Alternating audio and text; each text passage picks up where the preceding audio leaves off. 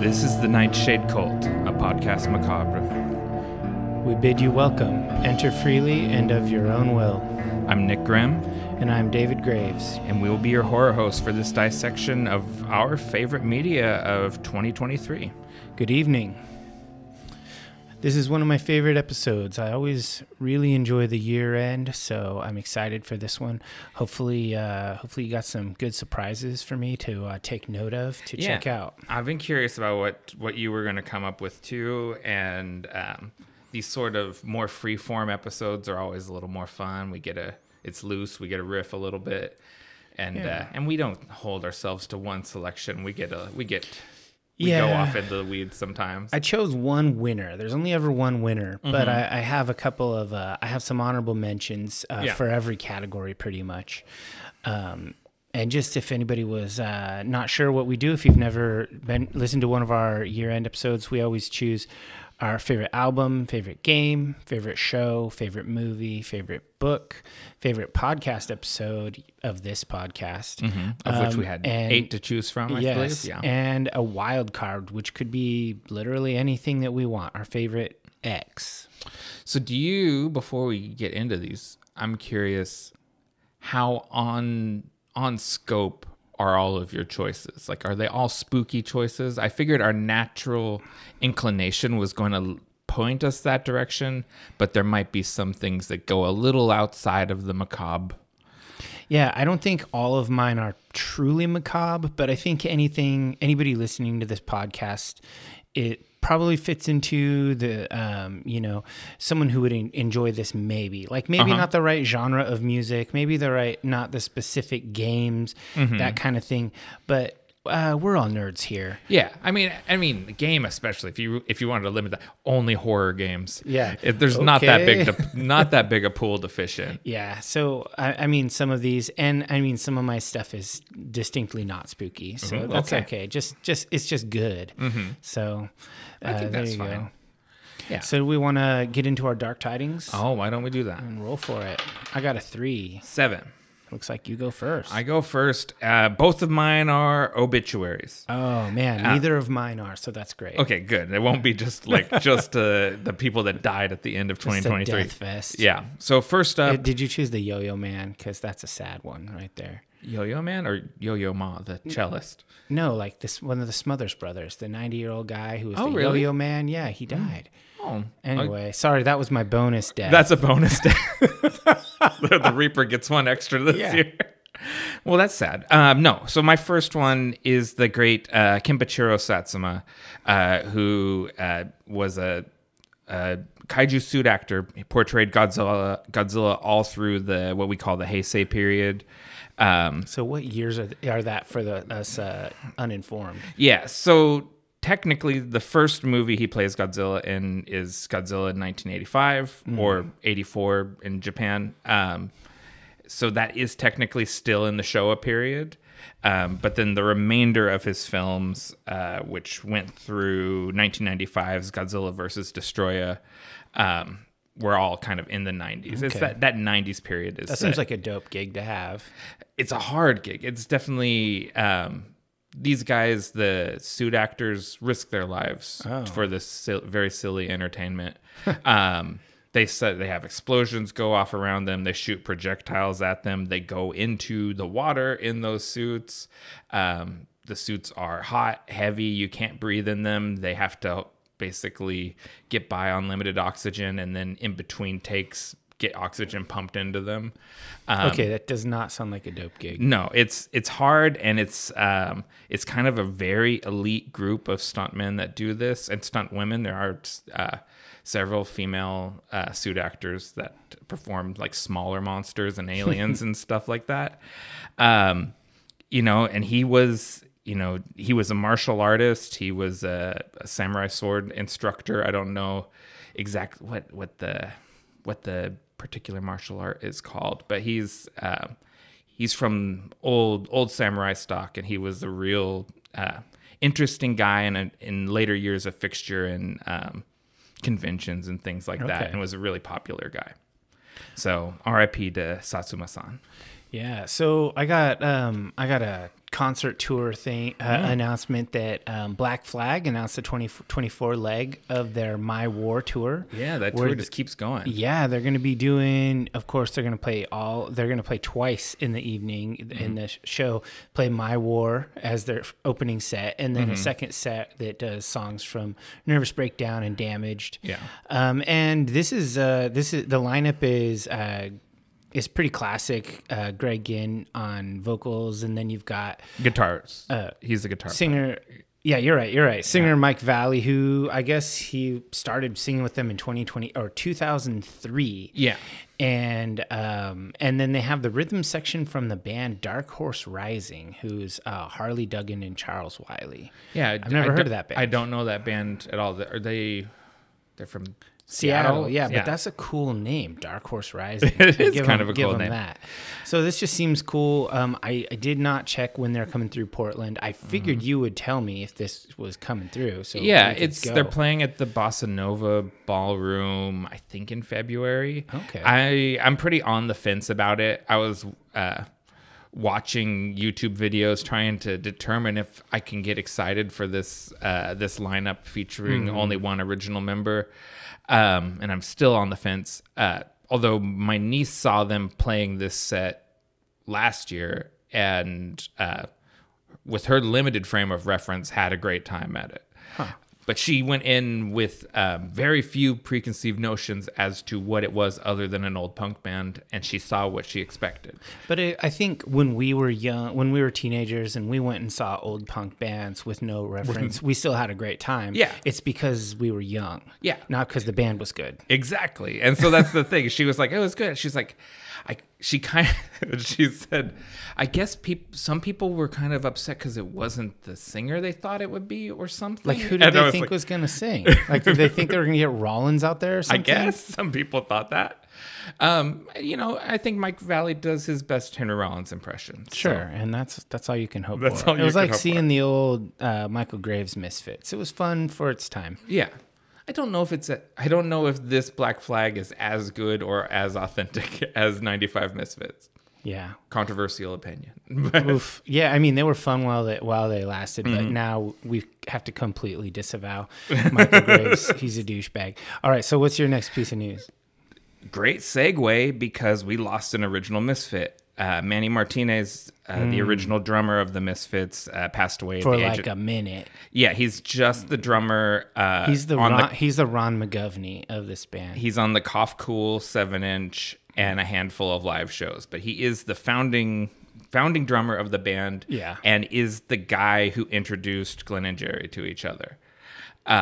So that's significant. Yeah, he played a pretty significant role in the formation of that. Went on to be a hugely influential band. And I believe he's the first Misfit to pass away. I'm not 100% sure about that, but he's the first original Misfit to pass away. Yeah, he's definitely the only one of the original lineup to pass away. So what's the quintessential Misfits? Like, if you're going to say the drummer for the Misfits, the singer, the bass player, the guitar player. So it's Glenn, Jerry, and Arthur Googie with either Bobby Steele or Doyle playing guitar. And we've seen take your pick. Bobby Steele with Sam Hain, right? Undead. Undead, okay. Yeah, because when we've seen him. Yeah, he got the boot out of the Misfits and then formed his own band, the Undead, which in the time period was much more popular than the Misfits were. And he still trots them out from time to time, which is how we saw them. Yeah. At good old Satyricon.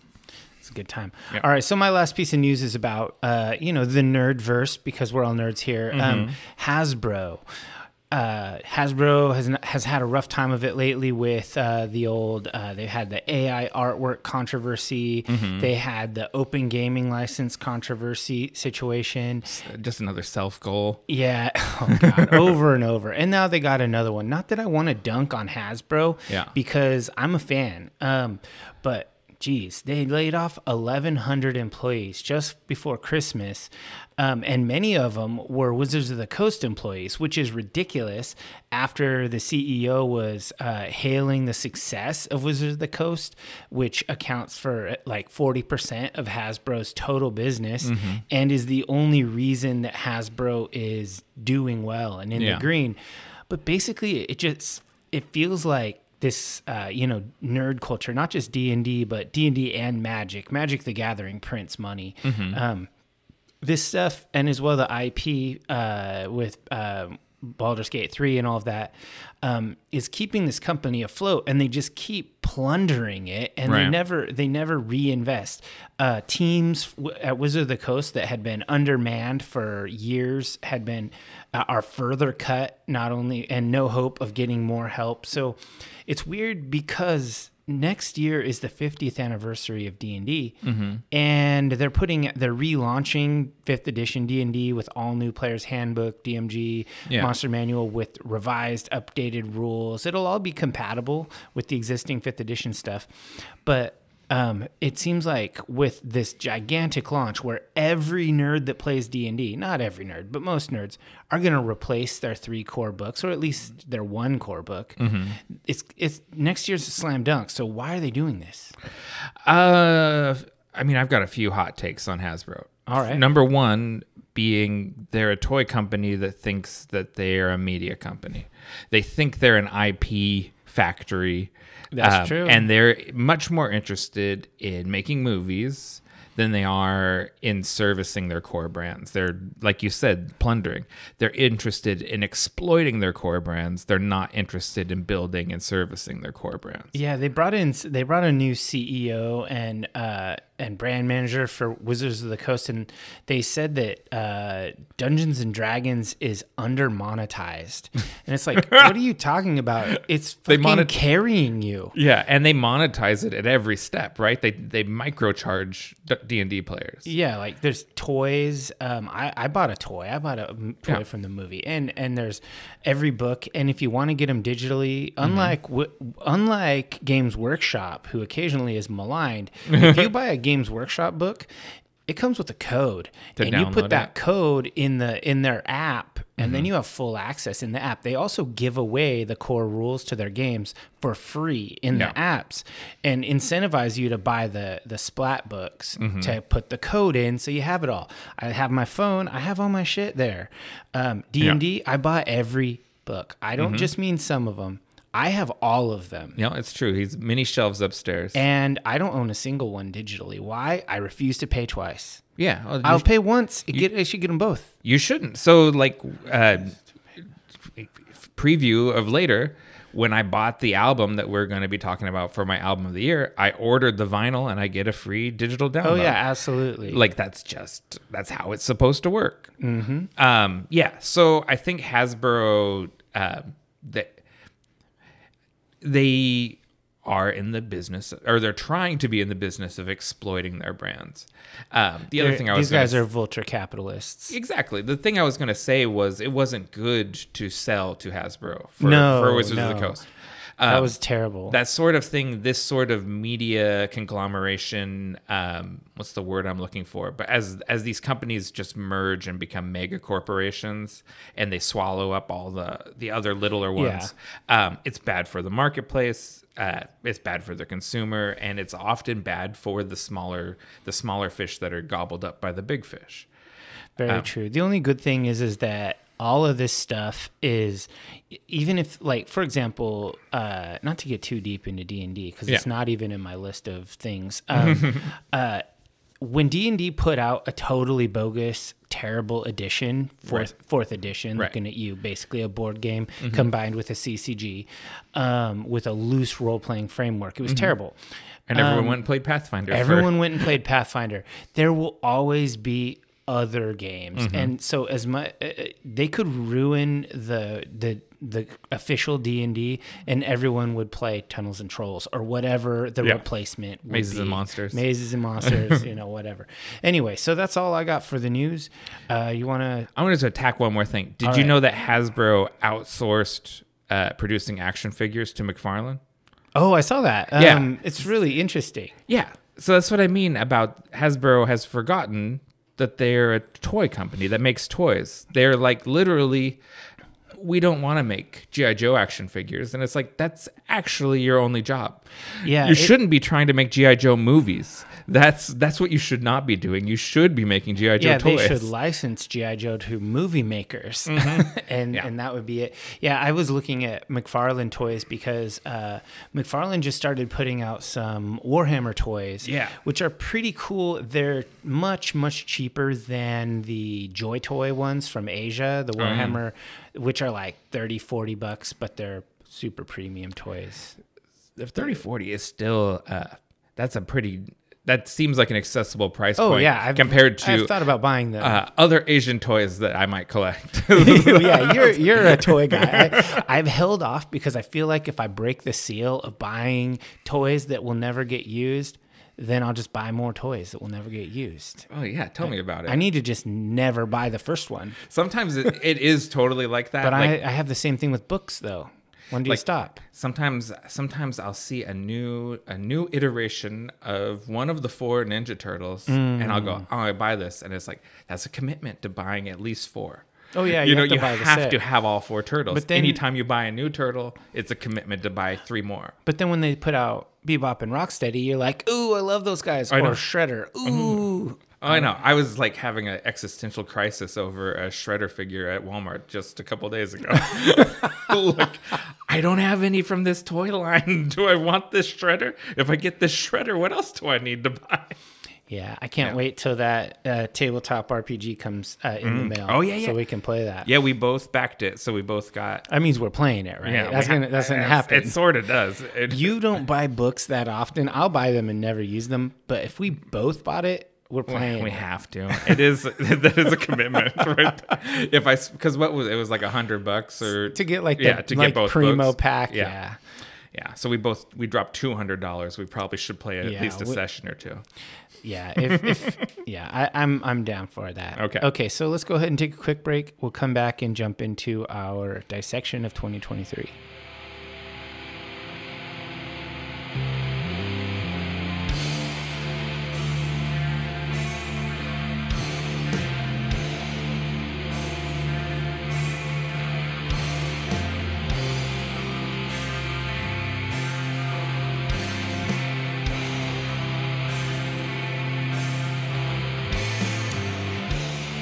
Welcome back, cultists. Our first category, favorite album of 2023.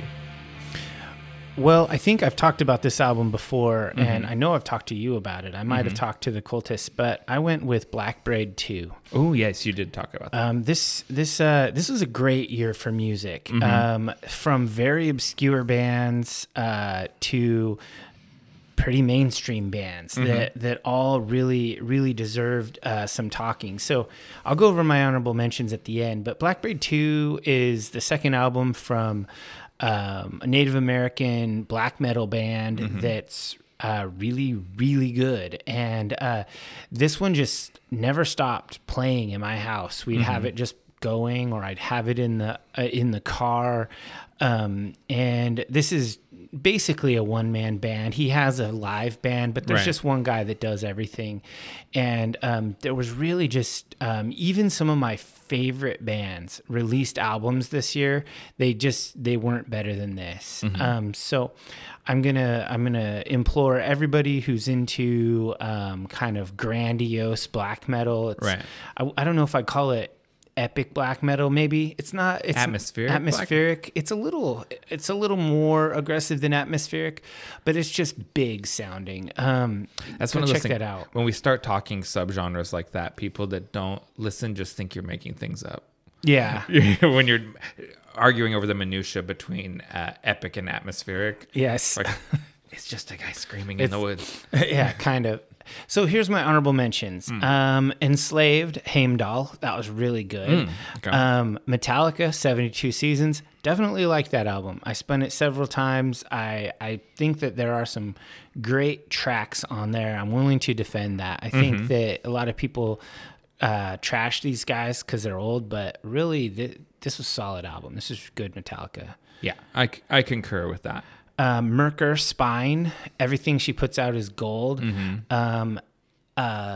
A single, Knocked Loose Upon Lost Singles. It's 2 songs. Yeah. That didn't stop playing in my household. And then one that's probably went under the radar for a lot of people, the band Lebanon Hanover, called Better Than Going Under.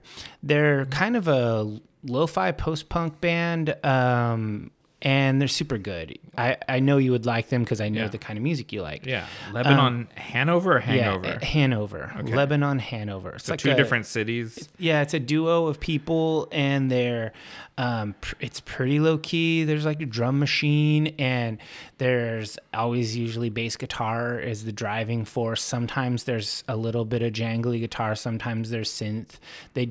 Both of them do vocals, a man and a woman. It's just a very good chill band, and I got introduced to them by the algorithm.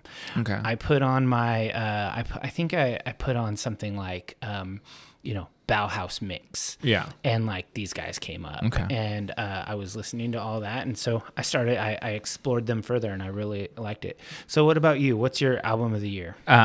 Okay, so my album of the year was something that you put me onto, and that was the band Poison Ruin and their full-length debut, Harvest, or there's a umlaut over the A, so Harvest, I think, which makes it sound very, very Scandinavian.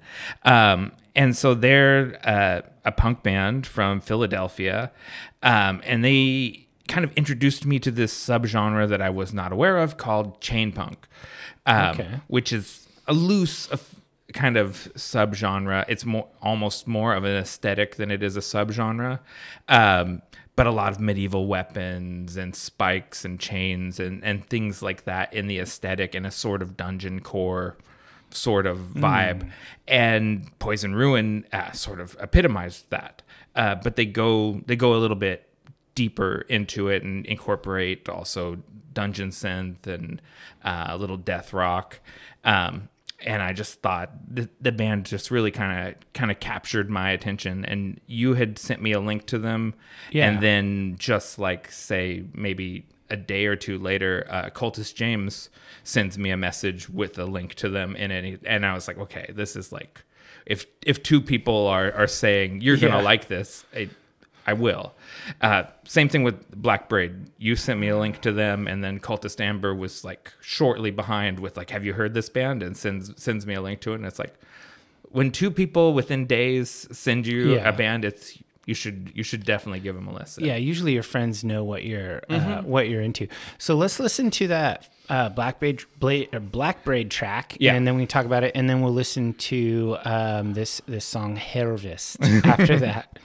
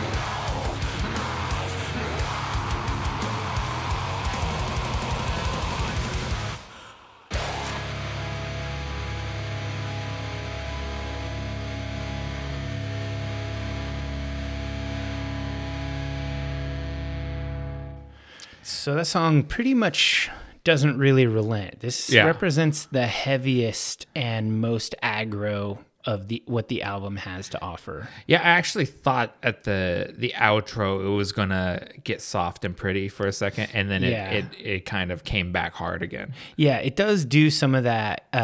Gets melodic and kind of head bobbing, kind of a groove. Yeah.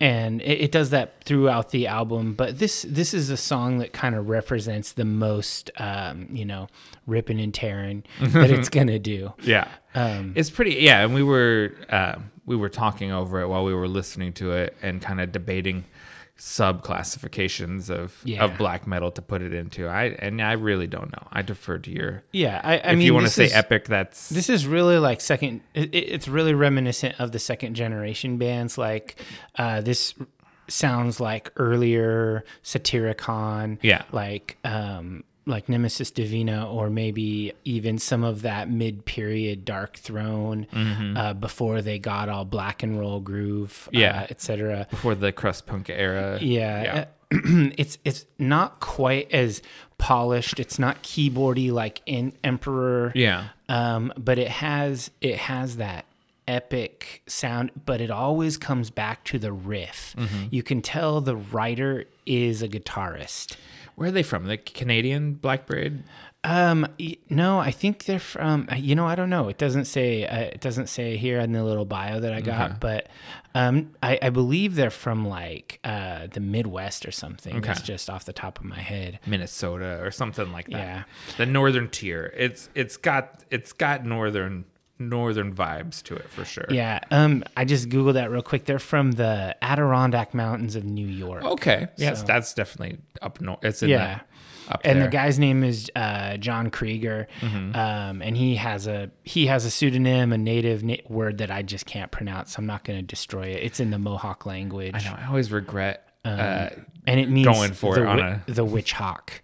Yeah, I don't want to fuck it up, but he's a Mohawk and he is rad. I really like his music. So everybody, if you want to check out Black Braid, he's got 2 albums out, 1 and 2, and it's a I would say a prolific songwriter of a guy. He will have a 3rd one out in 2024, almost undoubtedly. Excellent. So let's go ahead and listen to your song, and then we will chat it up. Okay.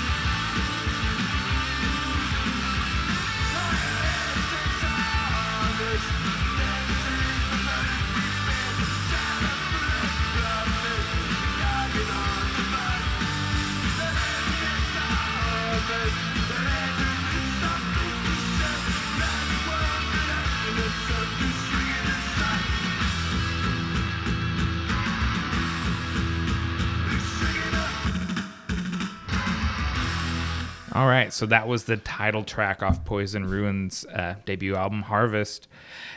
Super raw, lo-fi. This seems like a tape Peter Steele pulls out of the trunk of his Pontiac and hands it to you outside of a venue. Yeah, it really felt like this was recorded with a room mic in a basement. Yeah, and it's, and I just, it's that sort of 1986 vibe, very taking a lot of influence from Japanese raw punk and New York hardcore, Boston hardcore, and just kind of like all the sort of shit I like, kind of mixed together in a lo-fi grim soup. Yeah, with a little bit of a little bit of dungeon synth added in there. Yeah. Like it's pretty interesting. I feel like it's that dungeon synth part, that dungeon synth, dungeon core that takes it to another level, makes them stand out from amongst their peers to me. And then I've got a couple of honorable mentions as well. All right. Because even though I was all set, I was like, Harvest is my album of the year. Then Spotify Wrapped comes up at the end of the year, and then you actually look at the data and see what you were listening to. Yeah. And it didn't. There's a couple albums that came out this year that I definitely listened to more. So I wanted to highlight those two. And the one is another hardcore punk band called Gel, and they're coming out of New Jersey, and their album. Also, similarly, their debut full-length album, Only Constant, was probably my most played new album this year. And the other one, I was going to mention the same thing as you, and that's Metallica 72 Seasons.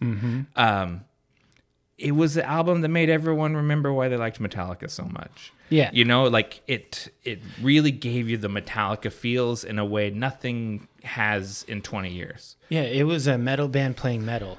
Yeah, and they all seem happy with each other in a way that they haven't seemed like in 20 years either.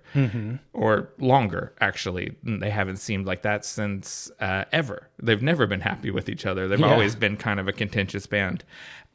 So yeah, it felt like I really considered it for my album of the year because me too. I played it a lot, but it just felt too low-hanging fruit as such a mainstream album. But I think it is a great album nonetheless. Yeah, and it's definitely, I would say, it's way more accessible than the two albums we chose. If you were listening to that Black Braid track or Harvest there, and you were thinking, these guys, I don't know if I want to listen to the rest of their favorite shit because they choose bad things. Yeah. Just go listen to 72 Seasons because that's a really good album that almost anyone could like. Yeah. And we just suffer from that sort of teenage punk. I can't pick the easy thing. I can't pick the accessible thing. And you're like, no, it can't be Metallica 72 Seconds or 72 Seasons. The funniest thing is, like you mentioned, your rap, like what you listen to the most. I looked at mine, and what I listen to the most isn't even, it's not a 2023 album, which is obviously not a surprise, but no one would probably guess it, but it was Something Else by the Cranberries. It was the last album before Dolores passed, and it's all unplugged and acoustic and like orchestral versions of their best songs. And that easily, it's like I'm in the top 1% of Cranberry listeners. Yeah. No, I mean, controversial take. Cranberries were incredible. They were a great band.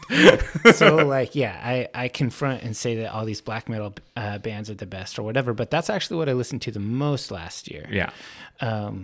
Interestingly, followed by some weird stuff like Peter Murphy. Like he hasn't released anything lately.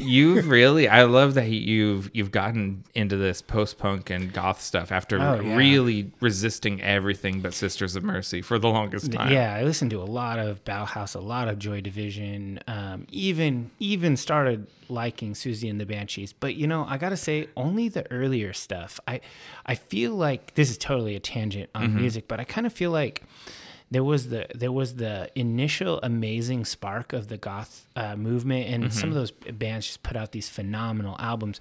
But then there was like this weird middle phase where they were all doing coke and putting out shitty albums. Even The Cure did that. Like there was just like, I hate all those cocaine albums. They're not good. And so I mean, I have to admit that. I think that's true. There's a big mushy middle in those discographies. Then those bands usually they came out of it. They came back around in the 90s or even the early 2000s and came back with good comeback albums. Yeah, it was like late 80s, early 90s was kind of a no man's land. Obviously, there were a lot of great albums put out in that time, but some of those classic bands, not so much. All right, let's move on. Let's go to our game of the year. Do you want to go first this time? All right. There was really no other choice for this but Baldur's Gate 3. Okay. So this is a 2023 role-playing game from Larian Studios out of Belgium, based on the fantasy tabletop role-playing game Dungeons & Dragons. A little obscure thing. Yeah. In the time that I was playing this game, it took over my life. I wanted to do nothing else but play Baldur's Gate 3. And when I was doing anything else, I resented the absence of Baldur's Gate 3. I wanted to be playing it. This was my first time playing a turn-based role-playing game. Okay. I played the original Final Fantasy when it came out, and I was like, fuck this. And then I've never gone back and tried it again. So that's like 30 plus years I have avoided this type of game. But now I'm into it. I actually like it. It plays the way a D&D game plays. Like you roll for initiative and everyone goes in order. And you can think about it. And it's in some ways it's less stressful and it makes repeating encounters more strategic. Not like I just have to do this faster. It's like, what if I try moving my barbarian over here and you start strategizing in different ways. And the thing. I've played a lot of role-playing games like the Fallout games and Elder Scrolls and things like that. And so I thought I kind of knew how these sort of games went. But this is so much deeper than those games because when you're playing a Fallout game or an Elder Scrolls game, you can kind of do it all. Yeah. There's very few decisions you can make that shut off all the other storylines to you, or they come late in the game. This one, all of your decisions have consequences. Even minor dialogue choices change the way your relationships with characters are going to go. So it's just so much more in-depth than I'm used to. The other side of that is that makes it a little glitchy and buggy because there's so many story options and you're getting a Frankenstein story by the end of it where it's like the dialogue can sound a little rough. Weird. Yeah, but wow. Just incredible game. So is it still worth it to play it? Because this is on my list of things to do. Yes. Absolutely still worth it to play. And they keep doing patches and updates on it. Usually these games are like better a year after they're released. Yeah. I mean, there was things you could do early on that you can't do anymore. Like things that they've nerfed or whatever. Exploits or whatever. Yeah. But I think everything is going to be smoother and you'll have a more developed story now than if you played it at launch. And what's your favorite class to play in there? I've done one full playthrough as a monk where I was playing my go-to D&D character. I ported him over. Made a little dragonborn monk. Yeah, and I played it through for a while and had all the same problems that I had in tabletop with him just getting kind of one good attack at the beginning of a fight and then getting tent pegged into the ground immediately that's after. A monk. Yeah. And so I didn't reclass him, but I multi-classed him as an open hand monk and a fighter combo. Yeah, fighter's great. Yeah. And so he, not a fighter. That's another option I studied but didn't choose. Oh.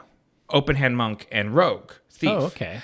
So you get all the bonus actions, and so you can do your cunning action to disengage before they attack back, and all that. And just like it made him much more effective, and actually play the way I intended him to play the way I had rolled him up originally. Nice. Yeah. And then I've started another playthrough. I was going to do one with Lisa, but she kind of lost interest. But I made a half-orc bard that I was going to play through as an all charisma, talk my way through everything and try to not be a fighter character. Yeah. And do a different version of the game. But I haven't.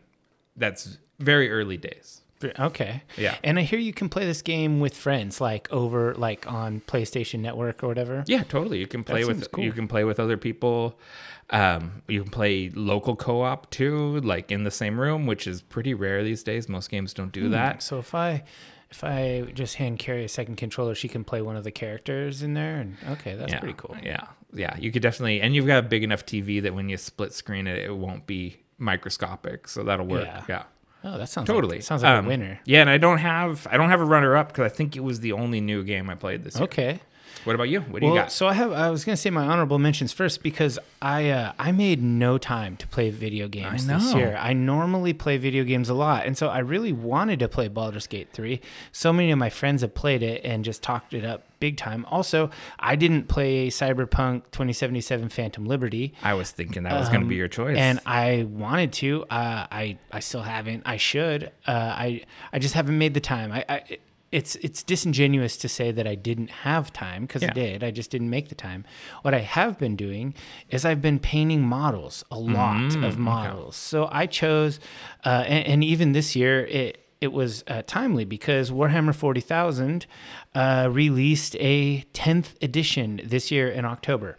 Okay, so that actually is relevant. It actually matters because this is a new edition year, and I bought the books and all that. So what as far as my Warhammer 40K stuff, I added to my Space Wolves army, added some stuff that existed, to an existing army. I created a whole orc army from nothing and painted it over the summer. Yeah, they're very cool. Yeah, I have like 2,500, 3,000 points worth of orcs that are, I put a lot of work into them. And then I recently started a Tyranid army that I'm about halfway through painting. I put in a lot of work on them. I've got into some other hobby stuff, like in the genre, like new materials and stuff. So I've done a pretty big deep dive into Monument Hobbies Pro Acryl paints. It's a paint company that does really high end paints that are very smooth and they dry nice, matte colored. It's a very, very nice high-end paint line. Yeah. And I have all of their paints now. There's something like 125 or something. But they sell them in packs, which makes it really easy. Like this is the base pack. And then here's, expansion pack 1. Here's the metallics pack. Here's the fluorescence pack. So it's really easy to get them all with, and not miss any if you care. I also decided to do some serious research on paint brushes. Ooh, okay. Get real deep into it and experiment with a bunch of them and watch a bunch of videos. There's this video from this nerd whose YouTube channel is called Goobertown Hobbies.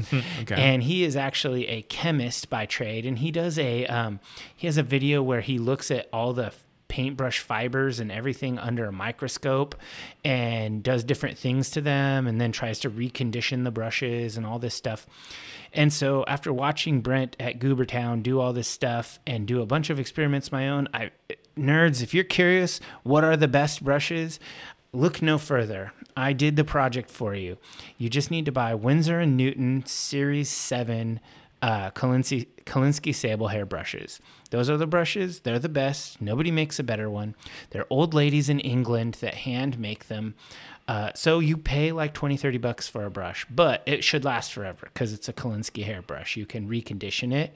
If absolute worst case scenario, like it dried, caked in paint, you could use rubbing alcohol to dissolve the paint, and then you could use brush conditioner and recondition the sable hair and get it back to new. So if you're willing to invest in your hobby, Windsor Newton Series 7 are the best. And if you are not willing to, there is no reason to buy a $10 brush, because the ones where you can buy like 12 brushes for $8, the synthetics, those are the same brushes that they will sell you for $10 a pop that say Games Workshop or Army Painter or whatever.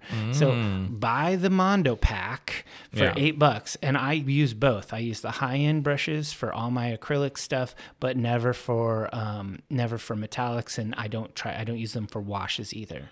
Because metallics have they have mica or aluminum flakes with the pigments to make it have a gleam, and that stuff gets into the ferrule and damages the hairs. So you're gonna ruin the sable hair. And same thing with washes have tons of flow improver in them. That's the whole thing. So it just wicks up the brush into the ferrule.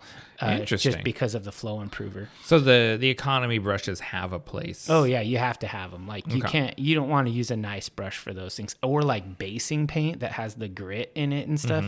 Never like for the base, like to simulate dirt or mud or whatever. Never use a nice brush on those. So when in this army painting did you acquire the sable hair brushes? So I bought one in the summer. And then I liked it so much. I was using it for everything. Carrie got me a whole set of them for my birthday. So when you were painting your orcs, I had one. You had one. And then when you get to Tyranids, you have a bunch whole set. So that one Windsor Newton #2 did almost all my orcs. And he's underselling this a little bit because he kit bashes these things too. I'm a modeler too. That's kind of half my joy, is the modeling. Nothing in my army is stock, bog standard. Everything is changed. So even the Tyranids you're customizing, or I am not, because the Tyranids are all new badass sculpts. I'm not buying any old and busted Tyranids, only cool models. And you really don't need to change those. They're so cool. And they're just aliens. It's not techie it's stuff, not right? Dudes, right? So whereas like orcs are just dudes, Marines are just dudes. So I feel like I can go ham with reposing and remodeling them and adding things. Whereas with Tyranids, they're just like bugs. They kill shit, I don't need to change anything about them. Interesting. Okay. Oh man. And if you really want to get deep in it, for Christmas, I got a full high-end airbrush setup. Oh yeah, I saw that. I'm now going into the next level. I'm just deep in this hobby. That's cool. I think that's fun. It is. Eventually, I'll get good. Someday, yeah. I mean, you've got to have your Malcolm Gladwell 10,000 hours in at this point, don't you think? Or you're getting... I'm pretty close. I mean, I've had friends who are also painters compliment my painting and say that it's very good. But I don't paint display models, which is something I probably should get into. I do army painting, so I paint things to a fairly high level. I don't concentrate and spend 100 hours on one model and bring it up to full like Golden Demon quality. That's not my style. I'm a batch painter. I can paint 20 guys, and make them all look good. All right. So next up is shows. You want to go ahead and tell us what your favorite show of 2023 is? Yeah, my favorite show of 2023. This was a relatively late comer for me, but it kept getting mentioned and talked about in such glowing terms. I finally gave it a shot, and then I was blown away by it. And that is Blue Eye Samurai on Netflix. It's a French-American adult animated action streaming television series created and written by husband and wife team Michael Green and Amber Noizumi, and with the supervising director and producer Jane Wu, and is co-produced by the French studio Blue Spirit. If just a little bit, like the plot of the series is about the titular Blue Eye Samurai. Her name is Mizu, and she's a mixed race person in Japan during the time period when foreigners are functionally illegal. You can't be a Caucasian person in Japan. And she has sworn revenge. There was 4 known white men in Japan at the time she was born. One of them has to be her father, and she is going to kill all 4 of them. And so it's a revenge story, and that just sounds like kind of run-of-the-mill kung fu movie sort of stuff, but it's next level animation. It is an absolutely breathtaking, beautiful show. It's pretty badass. Yeah, and it is so well written, so well shot, so well choreographed, like, where they stage out these elaborate action sequences with stunt performers and then animate using them, the live stunt performance as the basis for it. Wow. And it looks incredible, and the voice acting performances are great in it. I know Maya Erskine that plays Mizu from a comedy show on Hulu called Pin 15, which is where she plays herself in like middle school. And it's like sort of like the teen girl version of like a gross out comedy, like American Pie. Yeah, like that sort of thing. So I know her for very juvenile kind of like sex humor, and then like to listen to her play this ruthless assassin samurai, I was like, geez, this is Maya Erskine. She's like a comedic actor. How is she so badass? And Kenneth Branagh plays the villain, and he gives an incredible voice performance where when we did our Frankenstein episode, I talked a lot about sexy Kenneth Branagh. This is evil, despicable Kenneth Branagh. Yeah. And he's such a great scenery chewing villain. And I'm just blown away by this series, and I'm glad it got picked up for a second season. Rad. I'm not done with it. I've watched the first few episodes because Carrie is the anime watcher, so we watch that on her schedule when she feels like it. Oh, okay. So we're not done. But yeah, I've really enjoyed that, and I as a history enthusiast, I love this period of Japanese history because before. Not to get too deep into the side thing, but let's go for it. The reason that this premise is genius is because it's based on a really niche time period when they call it the European colonial period, where they were all trying to get a piece of the next North America. There was a whole lot of FOMO going on for all the countries that had made a ton of money in the Americas from the countries who didn't make the money. So there was a ton of people, countries, monarchs, sending out massive trade envoys and colonial powers. Right. Portugal and the Netherlands. The Catholic Church was all up in this shit too. Right. So Japan in the very beginning were actually pretty welcoming to people, believe it or not. It's counter to the stereotype. But the problem is they were so friendly, and their religion is not dogmatic and us versus them like a lot of Western religions, that lots of people converted to Catholicism early on, basically thinking, this doesn't interfere with my Shinto following beliefs at all. This is harmonious. I can do both. Yeah. And so what ended up happening was they figured out that the rulers of Japan figured out that these Japanese Catholics were necessarily held the Pope as the highest mortal authority, which meant they did not respect the emperor or their secular leaders as the highest authorities. And so that was the tipping point that caused them to close Japan, the historical closing of Japan. And then these people, these 4 white people, I don't remember historically if it was exactly 4, but basically Japan, when they closed, they saw how prosperous China was not closing. And so what they did was they decided to have extremely limited opening, but only for mercantile purposes. Right. And that's the moment that this is set in. And that historical moment is the blink of an eye in a history textbook, but it's a perfect setting for a fiction series. Totally. It's absolutely amazing. Yeah. And so whoever wrote this is brilliant. It's awesome. So Amber Noizumi, who's the co-writer with her husband Michael Green, she said some really interesting stuff because she's a mixed race person, and part of the concept was she wanted to conceive of a place where it was her whiteness that was considered exotic rather than her Asian characteristics. And so I think that's what led her to this specific time period. Yeah. Where, being an Asian person with blue eyes was going to make an outcast of you. Crazy. Yeah, it was like people think she's a demon. Like it's just so outlandish to them. So anyways, this show came in kind of, I don't know exactly when it dropped, but I watched it fairly recently, and I'm just super. You called it anime.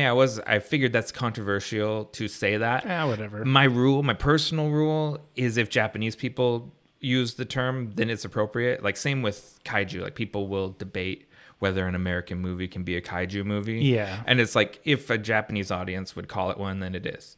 And Hideo Kojima said this was the best anime series of the year, and I defer to his judgment on that. You know what I mean? If he says it is, then it is.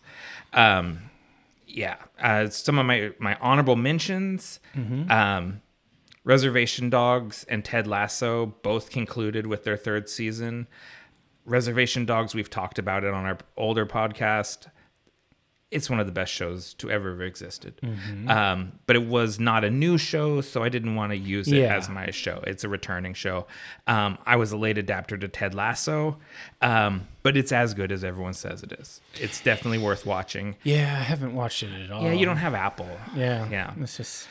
But it's absolutely worth watching, and just my take on it, people sell this show incorrectly because everyone tells you how positive Ted Lasso is and like say positivity porn, and it's just so uplifting and heartwarming.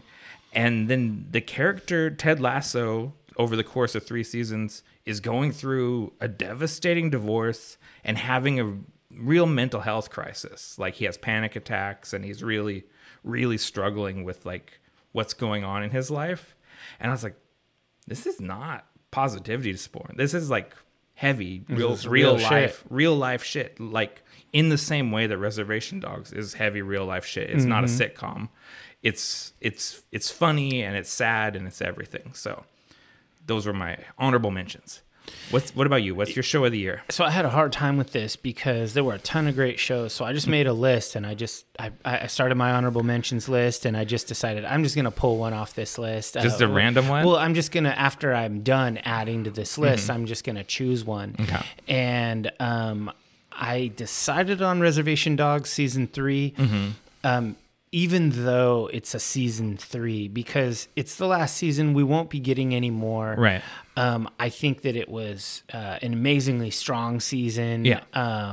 I think that Res Dogs is it's definitely in my list of favorite shows of all time. Yeah. It might be one of the greatest shows of all time. 3 seasons ending strong. They didn't drag it out into mediocrity and ruin it. And so I just gotta say, if you haven't watched Reservation Dogs, it's worth your time. There's 3 seasons, and it's very, very worthwhile. And it's got really hard shit that it addresses, but it also has some really good, like heartwarming moments between characters. I like how they touch on things. They'll circle back in subtle ways, and there'll be characters who you thought were just scenery early on, and then later on you learn about their story. Yeah. And from the flashbacks and all this stuff, and like all the aunties and uncles get explored in season 3 in a really deep way. And that stuff is heavy. It's so good. I really love that show. I'm going to circle back around and watch it again at some point, I think. Yeah. I think there's a lot to absorb. It's the sort of show that it's so well structured and so well written that going back and rewatching it is going to reveal things to you from the early episodes that don't pay off until later. Yeah, it's like reading a complicated book again, and you just like it more the second time. Yeah. So I had some other honorable mentions. I had a few more, like these are just subsequent seasons. Righteous Gemstones season 3. That good. shit is hilarious. I love that show. Like I laughed so hard every episode. It's so good. And then What We Do in the Shadows season 5 was really good. Season 6 is going to be the last season. Yeah, good on them. I love these shows ending strong. Yeah. Oh, it's really good. So then more people need to do that. I got a couple of shows. You know how I like unscripted television. Yeah. There were a couple of decent unscripted shows this year. Like there's always a new season of Alone. There was a couple other survival based ones, but none of them. I mean, I watched them. Don't get me wrong. I watched them while I painted models. Yeah. But like Bake Off, you don't have to watch it close. Yeah, I just paint and listen and look up from time to time. But there were 2 unscripted shows that grabbed me, and I watched them for real. And one of them was Squid Game: The Challenge. Okay. I don't know if you watched that or not. It's on Netflix. And I haven't watched the actual Squid Game either. So, like, Squid Game: The Challenge, it takes a whole bunch of people. They're all English-speaking people, but they're from various places in the world, like British people, American people, Canadians, etc. And there's just a fuckload of them, several hundred of them. Right. And they go through these contests, and some of them are absolutely skill-based. Like, you can save yourself by being smart, strong, fast, willpower. Some of them, you just get fucked from random number generator. You can't help it. So, and they're all competing, and they're living in this big, huge room that has these just bunks and stuff, and their food is brought into them, and they only get let out to do contests and stuff. And there are some contests where it's just like, you're going to do this thing, and if you fail to do it, you're out. Or sometimes it'll be like they do a thing, and then fully 50% of the group is eliminated. It's like crazy. But then there are other ones where it's like, you do something and you get power to eliminate another person. Get rid of your enemies. Yeah, and so people start forming groups, and then other people see, oh, there's a power group forming, and so they start picking people off. And there are some contests where eliminating people is anonymous, and sometimes it's brazen, like you have to say it like in the front of everyone. And it scratches that little bit of drama. Yeah. But also, it's not deep drama. This is just like some schoolyard shit that's interesting and fun. Yeah. You get to know some of these people's backstories. That show was fun. Okay. So if you just want some fun shit to watch, this Squid Game: The Challenge is fun. The other one that I watched on, and this one was on Amazon Prime, was called The Ride. Okay. And this follows the pro rodeo bull riding team series, where there are professional teams of bull riders, like the Austin Gamblers and all these teams from around, and they go and they have there's big events like in stadiums, and they'll usually have 2 matches so that the people who go to the event can see two matches, and the teams go against each other, and each team has to ride. I think they have 4 or maybe 5 bulls have to be ridden, and so I think it's 4, and then your team you get scored. If you make it 8 seconds, you get the points, and then it's added up, and then whichever team has the most points at the end wins. It's pretty simple, but there's a lot that goes into bull riding, and there's a lot that goes into a team sport. Do you put your and they draft people at the beginning of the first season. It's like any other sports draft. There's pay, there's people in reserve, there's injuries that bring other people in. There's some real characters in these bull riders. I believe that. And it is really entertaining, because these guys are professional athletes. And while they're on a team, it's an individual game. Yeah. It's them on a bull. And it's pretty cool. I like it. It's pretty fun. Bull riding is wild. It is such a primal thing, just man versus animal. I don't remember where it was, National Geographic or something, or no, it was somewhere on PBS, like Science Friday. They were talking about how the sword of injuries that Neolithic people have and heal from are really only seen in professional bull riders. and so people who battle an animal exactly with no weapons. And it's so weird. Like, it is such a caveman thing. I'm gonna get on this big, like, male testosterone pumped super animal, and ride it for as long as I can. And it's just bull riding's crazy. And if you watch this show, you'll find yourself rooting for certain people who yeah. are like underdogs, like little guy who's just tough as nails, not very talented, but absolutely gritty. Yeah, and fearless. You're just like, I want that guy to do it. And you know, it's just really fun to watch. And these are real people. They're not they're not characters. They are characters, but they're not scripted in any way. Because it's a special kind of person that's drawn to that lifestyle. Yeah, you know? and the special kind of person that's drafted to be on a pro team. You know, so. Interesting. It's worth watching the ride, even if you're not a cowboy. I'm certainly not a cowboy. Yeah, but you're a cowboy enthusiast. You've always had cowboy inclination. Yeah, I like shooting them up and all that. I was in the military. How did you find that show? The ride, just the algorithm. The algorithm, because I had watched the Ultimate Cowboy Showdown on Prime, and so it fed me that one. I was like, and this is the ride is way better than the Ultimate Cowboy Showdown. Fascinating. It's way better. I can't wait for season 2 to happen. All right. Well, what about your favorite film? Favorite film. All right. So this movie had a ton of pretty good movies. It didn't really have that many movies that just blew me away. Okay. Now, part of that is me. Yeah. Because I didn't go to see a lot of movies. Okay. But I don't know. Choosing a movie in a series feels cheap. Okay. But I still chose John Wick 4. Oh, did you? Okay. Because I love John Wick movie because it's like, it's next level action. Mm-hmm. Chad is just amazing action director and stunt choreographer, and everything is shot so well. And like we've talked about before, the first movie is kind of a standalone, and then 2, 3, 4 are like a trilogy. A trilogy, yeah. And this last one was so everything to 11. It was like a hat on a hat. You know, it was just like satirically crazy. Yeah. And in a good way, but it always was. It was like everything you want from like a amazing Bruce Lee movie, like, but also like a driving movie and a shoot 'em up movie. It's like it just sets the bar for all of those things, for car stunts, for gun stunts, for martial arts cinematography. And I love the world of the John Wick and the Continental and all this stuff. Have you watched the Continental? I watched the Continental, and it just wasn't that engaging.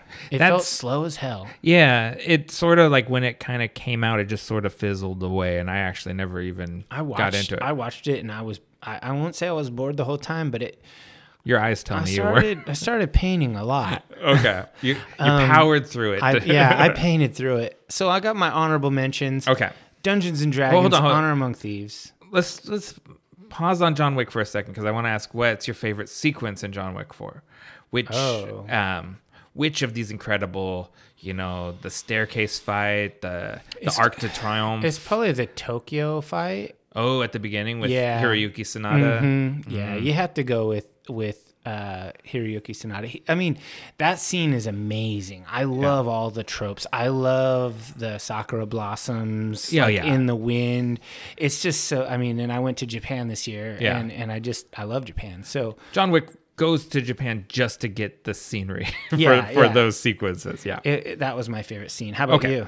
My favorite one is probably the stair fight. No. Stair fight is dope. It's the top down shooter fight with in the building with Tracker and his shotgun. Is it John? It's John with the Dragonfire round shotgun going through that room. And that was crazy. Top down, like they peeled a building apart to get the camera angles. I watched the making of that. Yeah, wild stuff. It was like, and that was the sequence where like, I've never seen this. I mean, maybe someone in Hong Kong has done it, but action movies will be just like comic book movies are influenced by Snyder, action movies will be influenced by the John Wick movies. Like, for sure. You can't do it without Chad referencing. Stahelski and David Leitch. Everyone is copying them at this point. They're top of the game. Okay, your honorable mentions. I interrupted you. I just got two. Dungeons and Dragons: Honor Among Thieves. It was very fun. It was jokey. It was entertaining.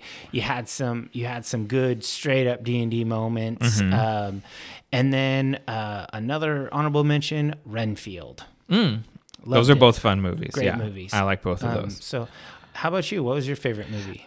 This one came in again here in the last month of the year. Godzilla -1. Oh, I feel like I've been waiting my entire life for a Godzilla movie to be this good. Wow. It is. It works on every level, and the success that it's having and the award chatter that it is generating shows that it. We talked about Shin Godzilla recently, and I was thinking when I was watching it, I was thinking about your criticisms of that movie, and I feel like this movie addresses all of these. It delivers on the promise of the premise in a way that a revisionist sort of deconstruction movie like Shin Godzilla can't. It's a meditation on PTSD and survivor's guilt, the legacy of war, the psyche of a conquered empire, but it is also a scary, horrific monster movie. It's like it is the kaiju as metaphor movie, and it also delivers the monster action. I've been describing it as being very Spielbergian, not to be reductive of director Takashi Yamazaki, because I think he's a singular filmmaker in his own right. But just when you're speaking to Western people, they know Spielberg. You know Jaws. You know Jurassic Park. You know Saving Private Ryan.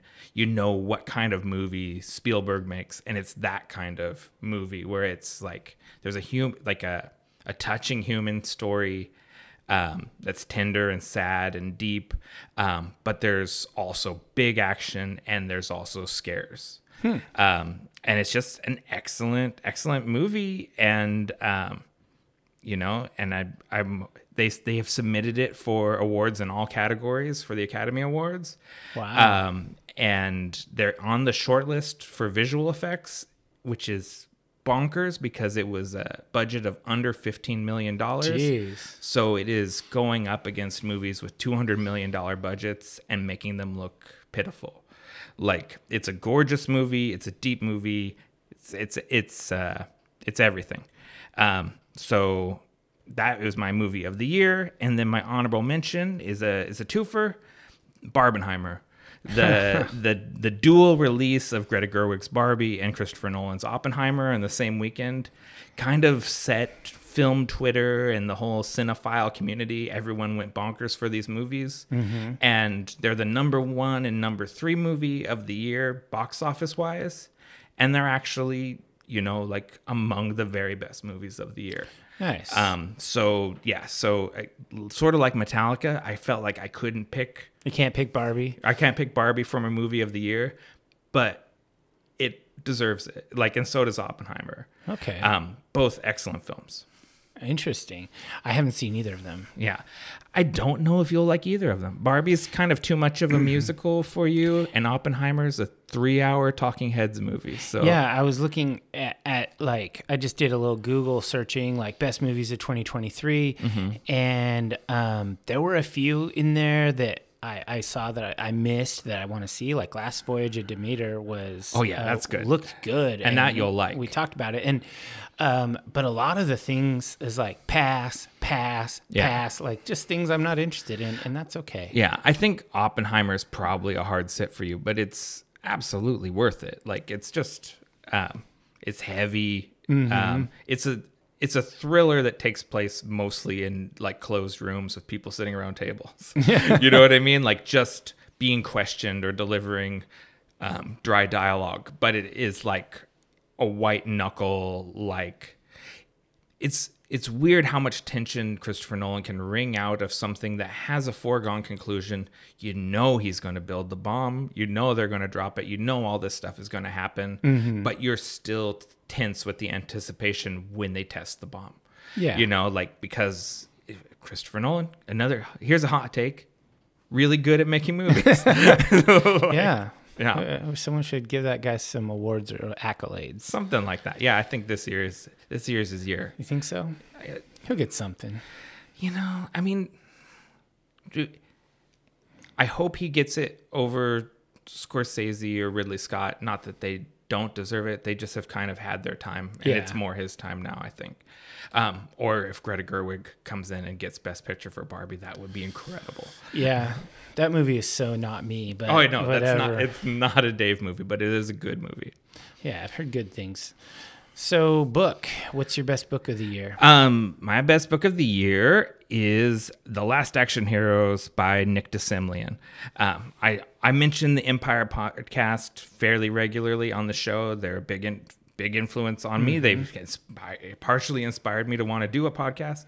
So when writers from Empire write books, I usually go read those books because I like their vibe, those writers. Yeah. And The Last Action Heroes, which is the triumphs, flops, and feuds of Hollywood's Kings of Carnage, a behind-the-scenes story of action heroes that ruled the 1980s and 90s.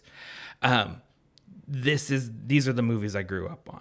Schwarzenegger, Stallone, Van Damme, Steven Seagal, Chuck Norris, all these guys, Bruce Willis, Jackie Chan.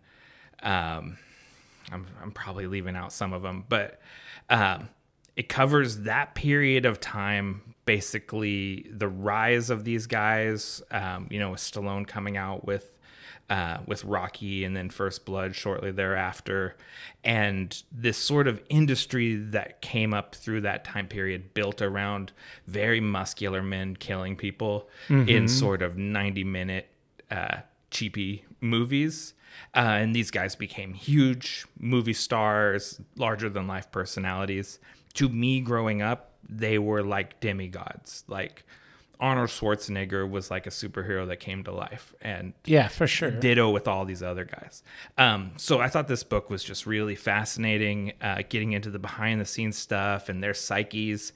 The rivalry between Schwarzenegger and Stallone is a big part of it that kind of frames the timeline of the book, because ultimately they do become friends and then go into business with each other at some point. But the tension between them is a lot of the energy that was driving that movement. Unsurprisingly, Steven Seagal comes off like a really terrible person.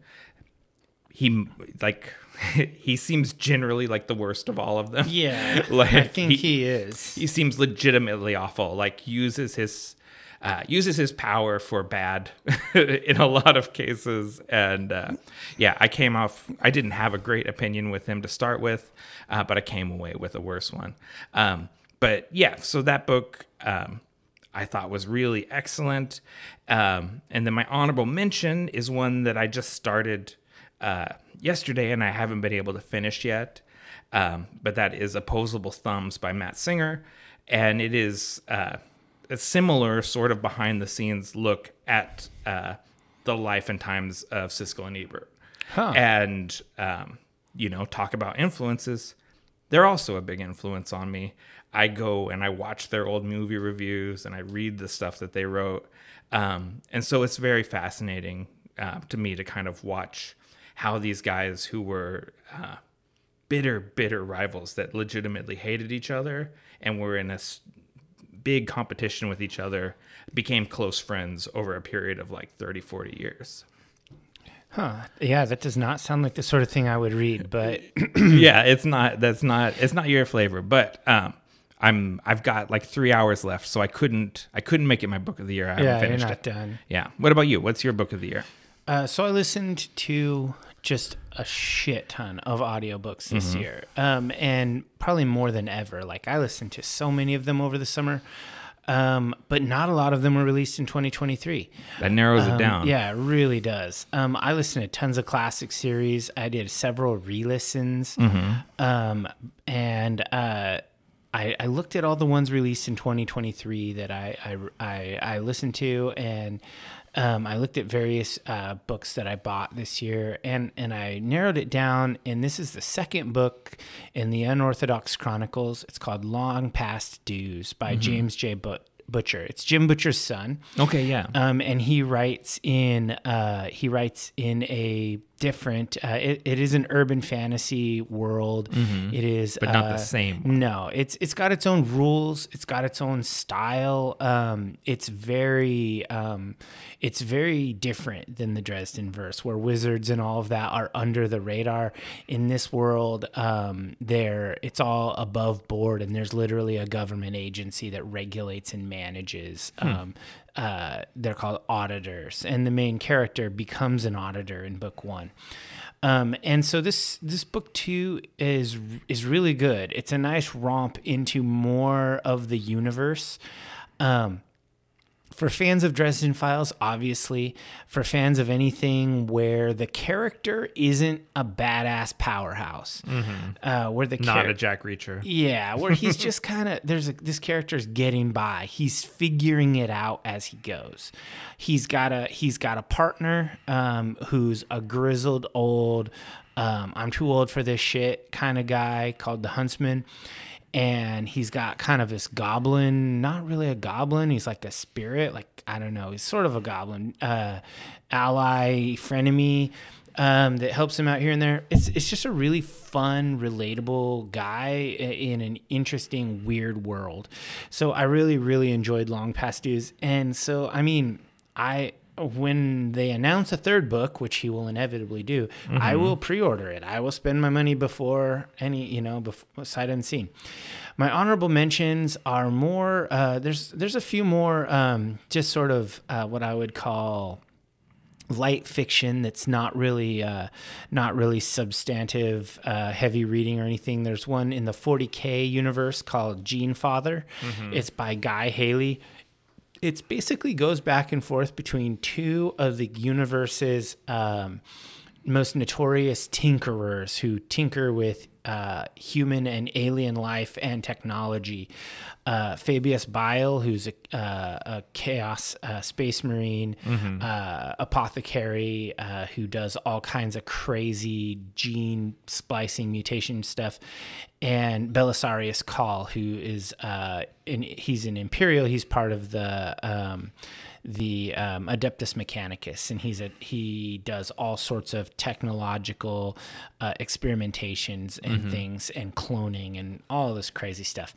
And this book is interesting for 40K lore because these two guys are like dark mirrors of each other. Okay. And it explores some things and talks about this one character, Alpha Primus, who's a super soldier created from mysterious gene seed. He's like a space marine, but he's more so. And the implication is that he might have been created with the Emperor's DNA or something.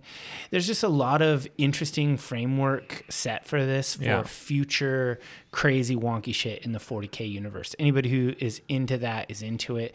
The Black Library, as they call their fiction division, it's deep. There are hundreds of novels that you can get. And when the Black Friday sale happened, they put them all on sale for like 85% off or something. Wow. And I bought so many 40K books for like $2.50 a pop or something. So we'll see. Do the books drive the storylines of the game or vice versa? Do the books chase the storylines of the game? No, they drive. They're really? Definitely in the driver's seat. Yeah. Interesting. So when things happen in the books, like crazy galaxy altering shit, when there'll be models put out for those characters. Okay. They'll change the next edition of the codex will reflect those lore changes and all of that. So the novels are a legit way to look at what's coming. Interesting. And so the writers for these books have a lot of influence. And most of these are staff writers. Like they work for Games Workshop, and they work with the Black Library team, and there's a meta plotted that they're telling many stories within. And so if you read this series or that series, there's all sorts of series going on, you'll pick up threads that kind of go toward the same thing.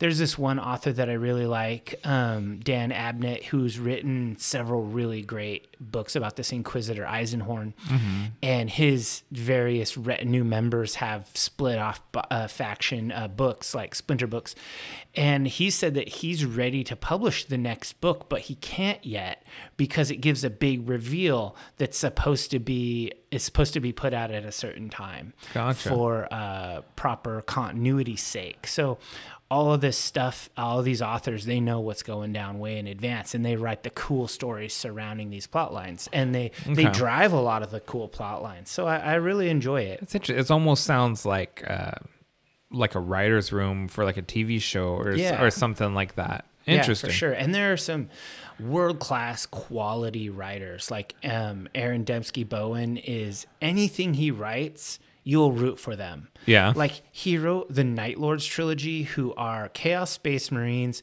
whose whole deal is terror, fear, and suffering. But you end up rooting for these guys. It's insane. Yeah. So are the Chaos Space Marines a faction of the Imperium, or are they branch off? All right. Let me push up my imaginary glasses here.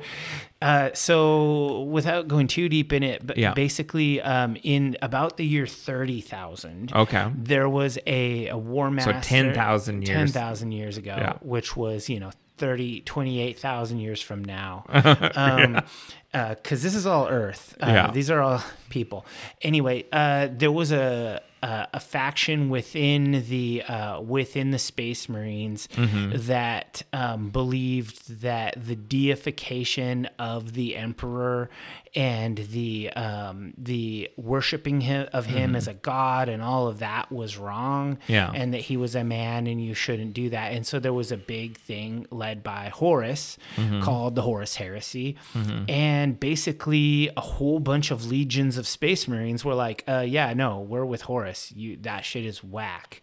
And they went to war about it. And during that time period, several of the legions were tempted for greater power by the Chaos Gods, who granted them actual power, whereas the Emperor doesn't give you like power or anything. He's just a godhead, a figurehead. So the Chaos Space Marines actually have power from, and mutations and crazy weirdness and sorcery that they learn from these gods. And there are also Space Marines who were renegades, who do not follow the Emperor, who have rejected the gods of chaos. The Night Lords are one of those renegade chapters. So they're generally Chaos Space Marines. That's what they're called. They're heretic Astartes, if you will. But they generally do not embrace the Chaos Gods because they think that shit is also bullshit. And so there's nuance.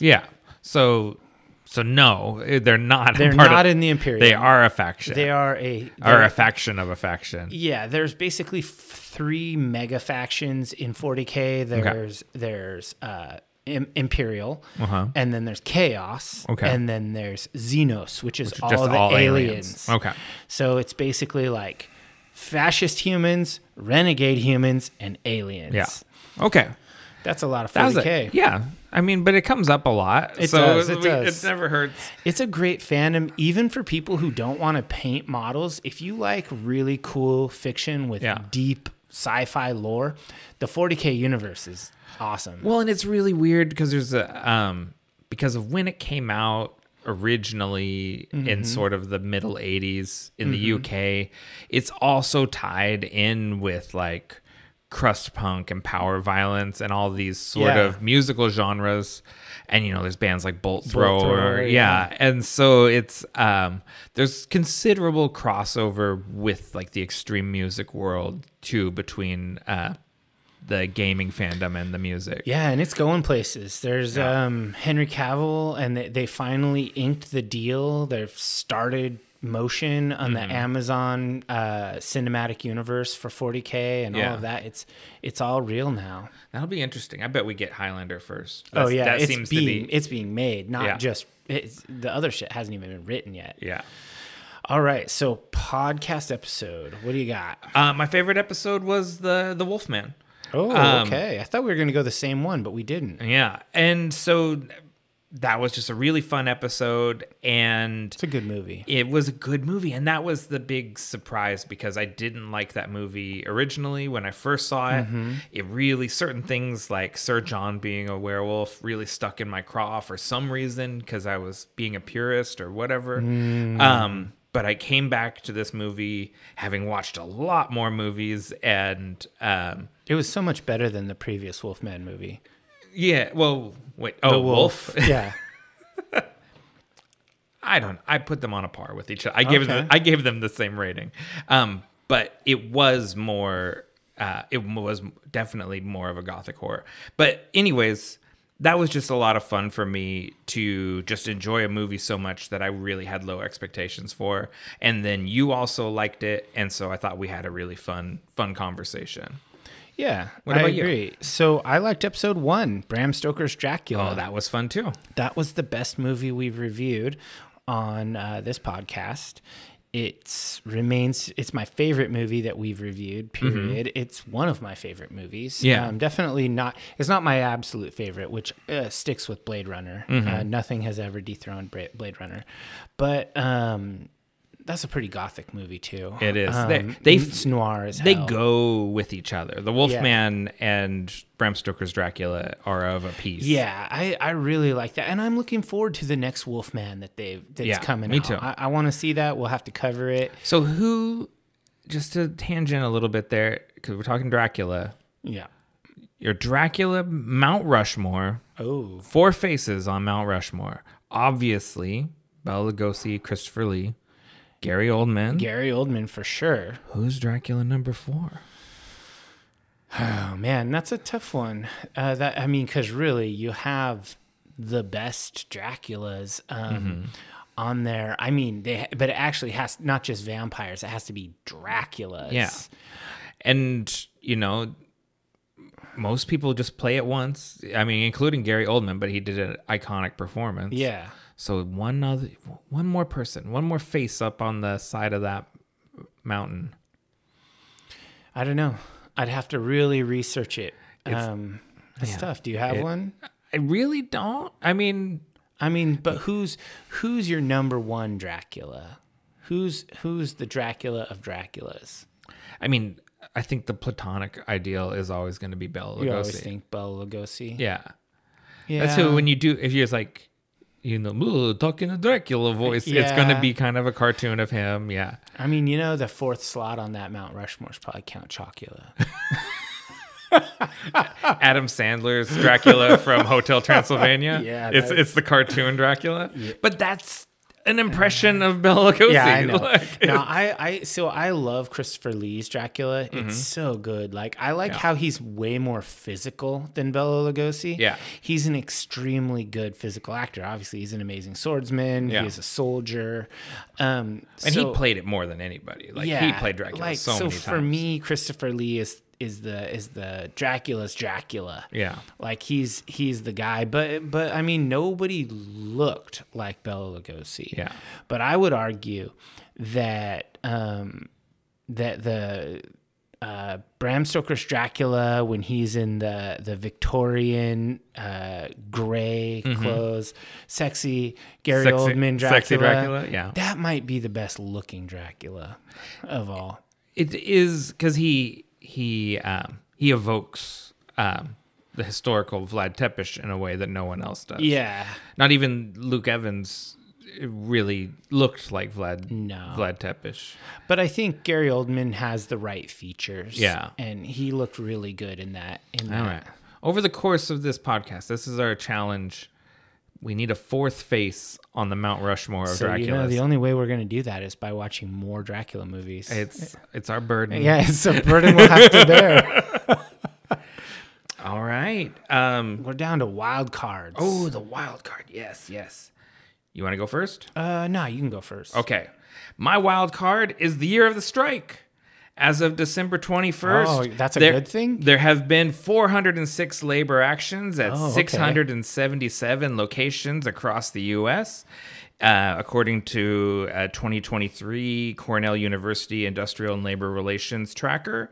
The Writers Guild of America went on strike. They did a 148-day work stoppage. Hell yeah. And the Screen Actors Guild did a 118-day work stoppage. My union did a little puny 3-day work stoppage, but it got us a contract. Nice, yeah. I went on strike a few years ago. Yeah. So I am all for organized workers standing up and demanding their fair share of their company's profits, and defending their rights. And so we are in a resurgence of the labor movement, and I think that's a good thing. And they could always afford it, because when they finally give in, they don't go out of business immediately afterwards. It was bullshit the whole time that they couldn't afford it. Yeah, they just need you to suffer a little bit. I mean, it's diabolical. But it is what it is. It's unfortunate that they give deals they could have given on day one. Oh yeah. And I'm probably going to end up going on strike next September. It's going to happen. Yeah. It's looking like that already. Yeah. So whatever, I'll do it. I don't care. Maybe next year is the year of the strike again. Yeah, maybe. What about you? So what's your wild card? So my wild card is nebulously travel. Oh, okay. I traveled a lot this year. Yeah, you did. I went lots of domestic places around America, Western America, I'd say, California, Texas, all over the Northwest. But I also went to London, Kyoto, and Vancouver, BC. So 3 other countries. And I really feel like traveling, sometimes it seems like it's an expensive thing that is also kind of a hassle sometimes. And yeah, it kind of can be. But it's so good. It's so important. Like, I have never met a very well-traveled person that was like a closed-minded bigot. And you've never met a closed-minded bigot that is also well-traveled. Yeah. It pries open your misconceptions, and it challenges your ideas about the way things are and the box that you live in. If you go to a place earnestly and try to look at things differently and just experience it. I mean, sure, it would be possible to trudge through and resent and hate another culture the entire time you're experiencing it. Yeah. But when British people go to Spain on holiday. Yeah. They just want Britain, but sunnier. Yeah.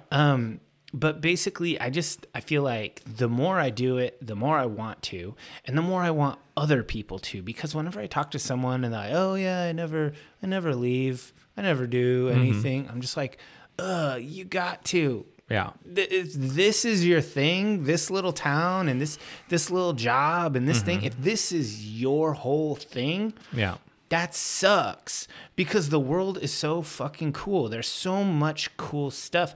Also really, really cool people that you would never meet. Like in London, we met so many rad people at cool locations. In Japan, a lot of people are afraid to travel to a place where English isn't the native language. But I just want to remedy them that English is the world's language. Unless you're going to backwater Cambodia, they'll speak English. And everyone speaks Visa or American dollar. You will be fine. Just go places. I really think that everyone who can needs to get out of the comfort zone. Leave. Don't be where you're at, because being moderately uncomfortable makes you more resilient, and it opens your mind. I've done a lot of traveling in my life, and I intend to do a lot more. Yeah, I mean, because you did a lot of traveling on Uncle Sam's dime. But that's not the fun kind. That's the lame kind. And you arguably get a terrible impression of the places you go. And people don't like you. Yeah, so it is much better to do it. Maybe not as cost effective, but better to do it on your own. Yeah, I mean, travel is the destroyer of ignorance, right? And I mean, anybody who listens to Henry Rollins, he talks about it all the time. And until you've really experienced it, you know, like you've been to a lot of cool places. Yeah, not enough though. It's like it really changes the way you think of things. Like I'm gonna go to New Zealand at some point in the next couple of years, and Australia. I'm going to make a point of getting somewhere in Africa, go to a safari or somewhere. I'm going back to Tokyo to visit Sage, but I've been there a few times, but you can't do the world's biggest city in one trip. It's impossible. It's so huge. It's and there'll vast. be new stuff by the next time you go back, no matter what. Yeah, exactly. Yeah. And just there's so many. Sweden, I don't know if it's going to be 24 or 25, but I'm going to Sweden soon. Okay. That's just. And you've been to Norway. Been to Norway. Yeah. Sweden has some stuff that's really cool. First of all, it's the most populous Nordic country, and it has some of the best funded museums and archaeological sites because it's super culturally important to them. So we're going to go to the Birka Museum and Birka Dig site, where just all these super important archaeological artifacts are located. Very cool. Travel is my wild card. I did it a lot. I'm going to do it more. I don't know if I'm going to do 2 big trips like I did this year, but I will at least do 1 big trip and a couple little ones. And like what you were saying about, there's nothing wrong, you know, with small towns, right? John Mellencamp made a career writing songs about them. Yeah.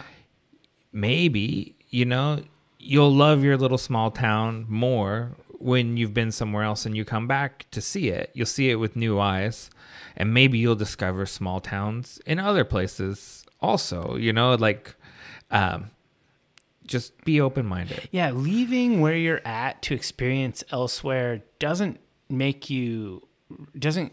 not that you're rejecting where you're at. Yeah.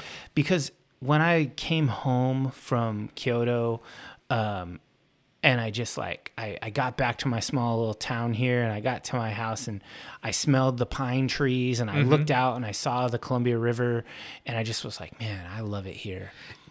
This place is great. There's so many places that I love going to and could imagine myself living, but I do love that first breath of Oregon air when you get off the plane in PDX, and it's like, you know, even when you go somewhere with a similar climate, it's not the same. Yeah, you're like literally walking off of the tube from the plane to the terminal, and you smell it. You're like, I'm back, baby. Yeah, it's just that smell of home, and that's you can only experience that by leaving. That's the way that works. Exactly.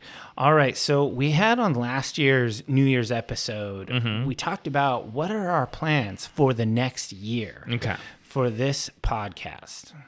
What do we got? For this podcast? Yeah, I mean, or for you, or whatever. I was thinking like New Year's resolutions, but for the podcast, next up is we've been enjoying these 3-part series, and David and I both read Lowell Tolhurst's Goth book. Yeah, and that was in my honorable mentions I never got to because we started 40K talking. Yeah, and he mentions many times what he refers to as the Cure's Goth trilogy, which was, let's see. Pre-cocaine. Yeah, 17 Seconds, what's the second? Faith, and Pornography, those 3 albums. Yeah. So we're going to do a 3-part series when we deep dive the 3 Goth albums from The Cure, which it's interesting. I mentioned this to Cultist James, and he goes, oh, Pornography, Disintegration, Bloodflowers, which is what I think Robert Smith calls The Cure's Goth trilogy. Yeah. But they're 2 albums that Lowell Tolhurst isn't on in that trilogy. Well, and properly... and they're not consecutive albums either. I think semantically we're talking about goth in the post-punk era, that time period, as well as aesthetic and subcultural movement. Yeah. I'm with Lowell on this one. Yeah, I've always kind of been with Lowell. I was very sad when he actually, he was already out of the band by the time I was listening to them. But as I discovered their biography, when he exited it, it made me sad because he was one of my favorite characters in The Cure. Yeah, you're like, the music isn't as good. Yeah. And he just has so much, he has a fun personality. I like him. I'm going to listen to his other book too. So that's what we have immediately coming up for the podcast. And then I had a couple New Year's resolutions. For most relative to the podcast, I am going to disallow myself from making comparisons to the Transformers films and Michael Bay as a director. Ooh. That will no longer be my shorthand for poor quality movies and hackish directors. Dang. I'm going to force myself to diversify my references. With other hacks. And I will only reference those movies if they're relevant. Like if there's a GoBots movie or a Robotech movie or something like that is a relevant comparison to Transformers, then I'll make the comparison, but it won't just be my shorthand for bad movies anymore. Mm-hmm. And then I've also forbidden myself from using Dutch angles in photographs because my Instagram is just a bunch of tilting glasses, and I got way over reliant on the canted angle. And it's not interesting if you always do it. Yes. So I'm trying to focus on composition of photographs and make interesting pictures without tilting the camera on its side. Wow. So those are my resolutions. What about you? What's your New Year's? Super achievable. Yeah. Well, it's hard. I really love to tilt the camera. You do. You have what's known as SMART goals because they're very achievable. Yeah, specific, measurable, attainable, time-based, and realistic. There you go. Yeah. You've done the trainings. I got those learnings. Yeah. So as far as me for the coming year, I am. I consider myself like. I do a lot of thinking when I'm painting, and I painted a lot this year. Yeah, it's meditative. I think about identity a lot too, because I work with young people, and young people have ideas about who you are and who they are, and all this stuff. And it's begged the question, like, who am I? What am I? And I really have thought about it, and I think of myself as an artist first and foremost. And not everything is art. But there is art in everything. Yeah. Not to get all mystery men on it. But like with my sword fighting combat, I want to think of it. I want to think of myself as more of a martial artist than as a jock, that kind of a thing. So with that sort of in mind, my goals for 2024 are artistic in nature. I've written a handful of songs that I'm going to self-publish with my wife, Carrie, under the name Vogel. Our side project, it's kind of like a black and dark wave project. Okay. That'll be sort of the vibe we're going for. And so that's going to happen. I'm definitely going to do that. Explain what Vogel is or means too, because that's a geeky thing. Okay, Vogel is a word from the German language, and it has two words, Vogel, and then is a prefix that means before, and then Vogel means bird. Yeah. So pre-bird, proto-bird. It's the Archaeopteryx. Right. So that skeleton that they found, the iconic Archaeopteryx skeleton in the stone, was called by German scientists the Vogel. So we named ourselves after that skeleton, the Vogel. So we're going to make some cool skeletal, stripped down post-punk with a little bit of extra sauce, kind of like those chain punks add a little special sauce to make it interesting. Yeah, a little Dungeon Sense. We're gonna add some special sauce to make it not just boring post punk. Okay. So that's my number one artistic goal. Second artistic goal is I really want to. This is gonna sound ridiculous, but I have 3 half-written novels that I've been chipping away at. I'm gonna finish one of them, and I'm gonna try to work on it, like as in get some beta reading and get some editing going, and I'm gonna finish it. And so I'm really gonna lean in on that. And then when I'm not doing that stuff, my other goal is I want to get good with an airbrush.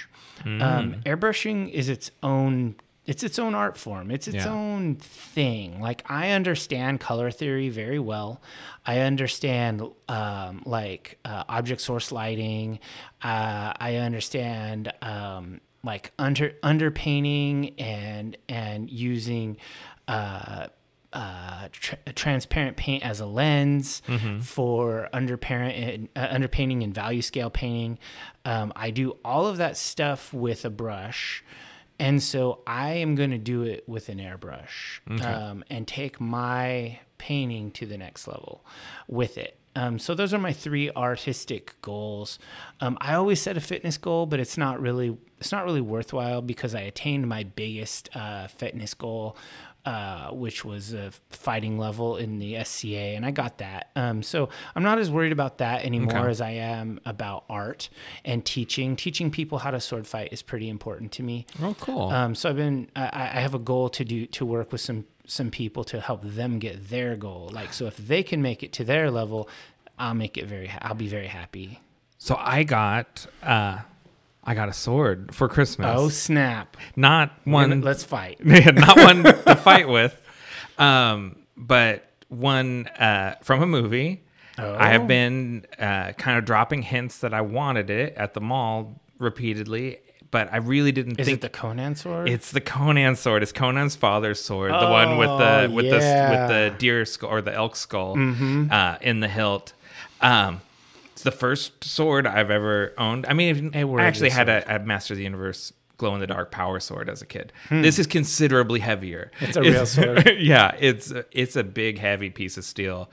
But like, I've never owned a sword, and it's you get one, you do need more. Like, they ask for friends. It's just one of those swords are a thing that a man should have. Yeah.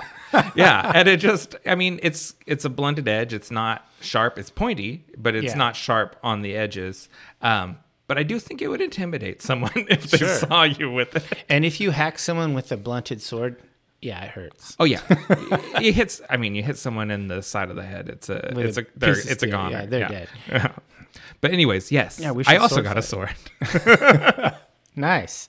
Well, that's awesome. So those are my next year's plan for art, and of course, this podcast is its own form of art. Is just talking and analyzing and all of that. So that's just going to continue. I don't think that's like making your 5th season of an excellent show. We're just going to keep. We're just going to keep on doing it. Keep on rolling. Yeah. And everyone's listening on YouTube, it seems like, is the most popular platform. So we're just going to keep on going with that, but not relent on the rest. So I guess we can take a short break, and then we can come back with the Vault of Darkness.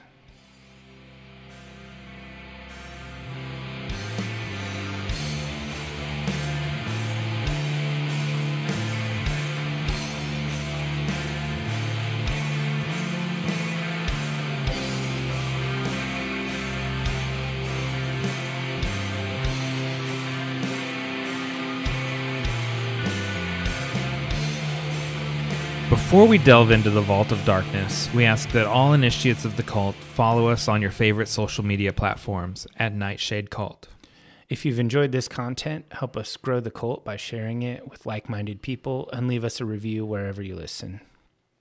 All right, David, what are you pulling out of the Vault of Darkness for our last episode of 2023, but this will technically be the first episode of 2024.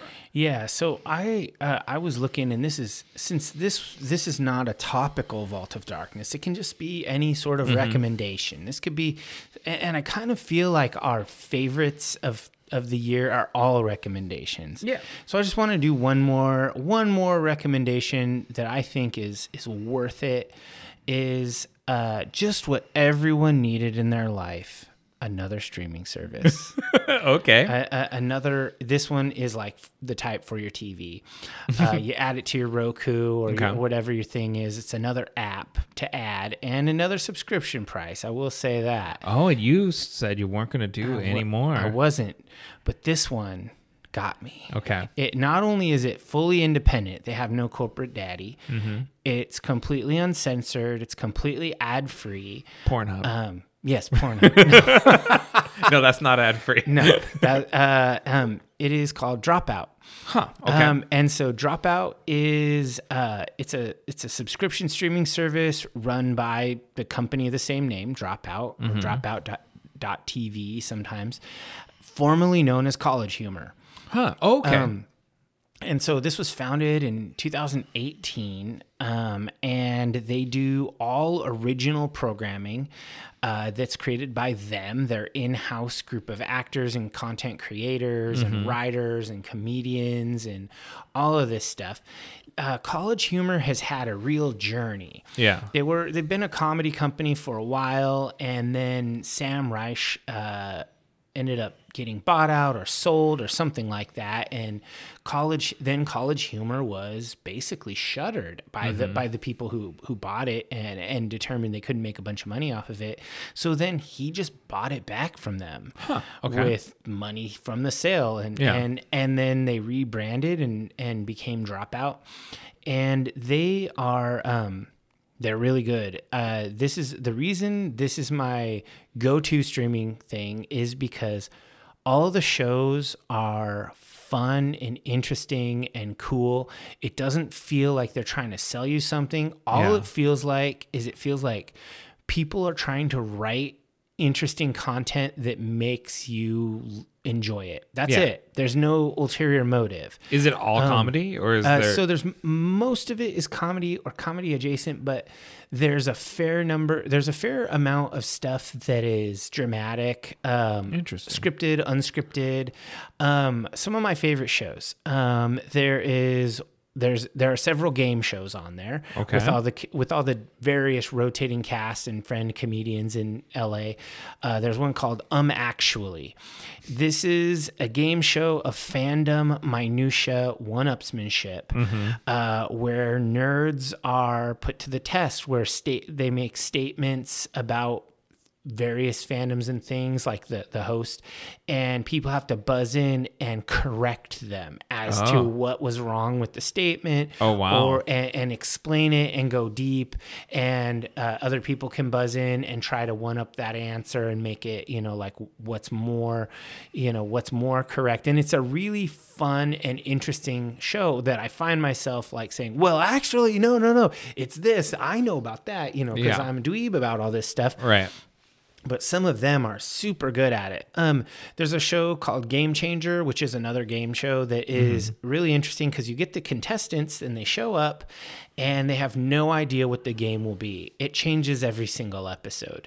It's just a different weird ass game that the writers have come up with. And they play these games and they're all really funny. There's a little bit of improv in it, a little bit of quiz, a little bit of whatever. It's a fun, refreshing show. They have a bunch of animated series on there that I haven't really delved into because it's not really my thing, but I know a lot of people like it. There's a show called Total Forgiveness, where two of the writers there go head to head in competitions for each other in order to win prizes that are put up by the company to pay off their student loans. Oh, wow. And some of the stuff they force each other to do is absolutely just bonkers. Just terrible stuff. Like, you're going to do a full comedy set at the Improv with jokes we write that are intentionally bad. And you're going to say, and the guy said, it's like, whenever you bomb a joke, you need to say, it's all love.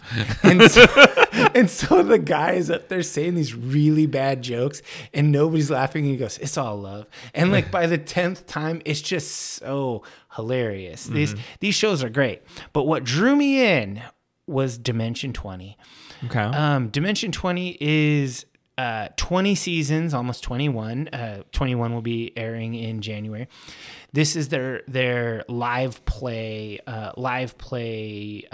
role-playing game show. And I say 20 seasons, 21 seasons, but it's not the same campaign. It's basically each season represents a campaign. And so you can jump in whatever sounds interesting. So like the first campaign is called Fantasy High. And basically, it's set in a D&D-ish fantasy world where it's modeled after like the 1980s. If there was an adventurer's high school. Okay. So there's like Breakfast Club elements. There's D&D fantasy elements. And it's like, it's funny. It's heartwarming. It's adventurous. Their DM, Brendan Lee Mulligan, he's one of the best DMs ever. And he's absolutely hilarious. Okay. And some other really good seasons. They have Crown of Candy, which is kind of a Game of Thrones-esque, high drama, high political intrigue game set in a Candyland style setting. Okay. And then they have one called Pirates of Leviathan, where they're like, it's high seas swashbuckling. There's some horror stories. It's not always D&D. Sometimes there's other games played. Yeah. And this is non-sequential. You can just go in and look at something.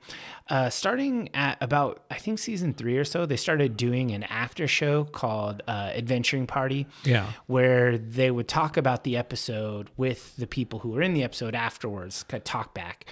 And so if you're interested in that sort of thing, they have a cool playlists for every season called The Complete Experience, where it plays the show and then the talk back, and then the next episode, and then the talk back, so on and so forth.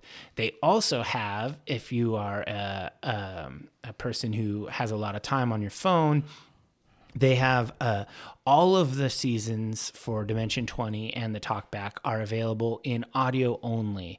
Cool. You can download them I have the app on my phone. You can download them, listen to them podcast style. Okay. And so if it's like $5.99 a month, or if you pay for a whole year in advance, it's like 20% off, which is a pretty good deal. So like under $50. And this, I've had it for a couple months now, and it's already easily worth it to me. Okay. It's very, very good. Is there, I mean, because like the College Humor stuff used to just be up on YouTube, right? Is there an ad-supported or a free version of this? There is not, but they still put a lot of their material on YouTube just to kind of bring people in. Yeah.